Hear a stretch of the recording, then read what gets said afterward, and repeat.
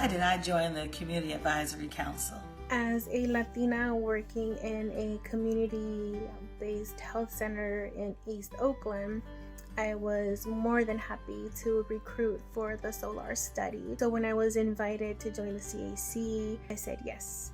And I stay with it because I wholeheartedly believe in the mission of SOLARS. It's important that the community is represented, that my community is represented in the study. The reason why I joined is because I have been working with prenatal patients for about 6 years in East Oakland, and one of the biggest things that I noticed is preterm labor within that community between African Americans and Latino women. It was something that I didn't necessarily know why. So when it was brought to my attention about SOLARS, I was immediately interested. I joined the SOLARS camp because how could I not?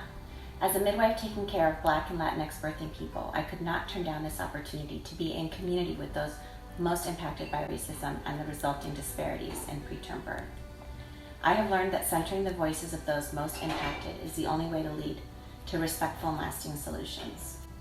And as a Latina mother myself, it has reminded me why I went into midwifery in the first place, to serve my community and uplift the transformative power of birthing people. Listening to my fellow CAC members support this community and Black-led research effort and maintain that the community must be leading the design, implementation, and dissemination of this research is amazing.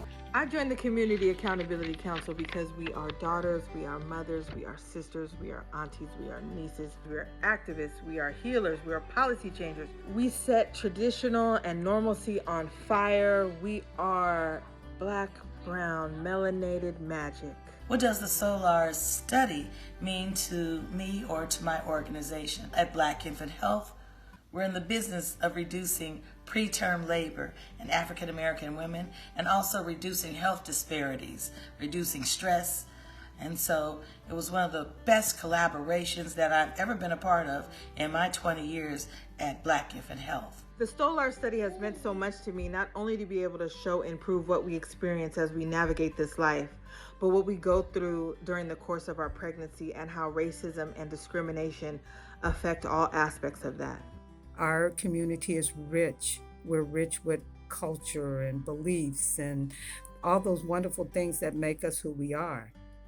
But imagining being able to be a part of something as big as research, have an understanding about it, have input to it, have other people to look at our thoughts, our views on what you're doing with the information that you're collecting from us, and then using that information to improve our communities, help our families, and then lower the rate of premature births. We know that we have a lot on our plate.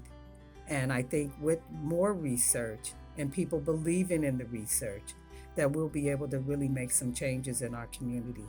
Why do I think it is important for community members to have control on how SOLARS data is used and who uses it? It's literally their blood along with urine and saliva. So it's only fitting that they get to choose how the story is told. I just think about the countless number of Black women whose bodies were used as scientific property. And then I consider the Black women who participated in the SOLAR study. And I consider that their participation in the study and their participation in this research is done in legacy of the women before them.